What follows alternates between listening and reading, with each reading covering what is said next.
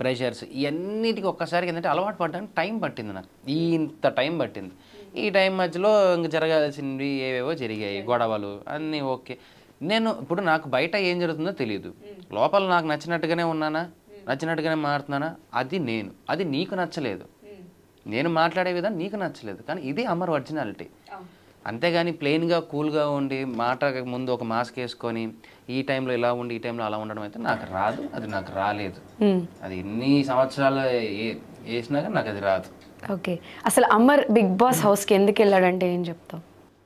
నేను వెళ్ళిండేది ఇప్పుడున్న అమర్కి ఇంకొక రేంజ్ అమర్ కావాలి, ఇంకొద్దిగా పేరు తెచ్చుకోవాలి. అది ఓన్లీ బిగ్ బాస్తో సాధ్యమవుతుంది, ఒక పెద్ద రియాలిటీ షోలో చాలా వరకు. ఎందుకంటే దానివల్ల ఇంకా ఎక్కువ పేరు వస్తుంది, నాకంటూ ఒక మంచి ఇంకా పెద్ద వరల్డ్ వైడ్ గుర్తింపు వస్తుంది నాకు.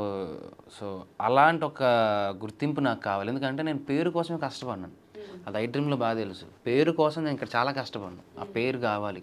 పేరు అంటే నాకు క్రేవింగ్స్. నేమ్ అండ్ ఫేమ్ అనేది నాకు cravings. Money is secondary thing. Name and fame is నాకు క్రేవింగ్స్, అది ఎక్కువ నాకు పిచ్చి. దానికోసం లోపలికి వెళ్ళాను. అంటే బీబీ హౌస్లో ఫిల్టర్స్ లేకుండా ఫస్ట్ నిన్ను ట్రోల్ చేసినా కూడా తర్వాత ఫిల్టర్స్ లేకుండా ఆడింది ఎవరైనా ఉంటే అది అమర్దీప్ అనే ఒక ట్యాగ్ లైన్ కూడా నీ నేమ్ కింద పెట్టేసుకున్నావు.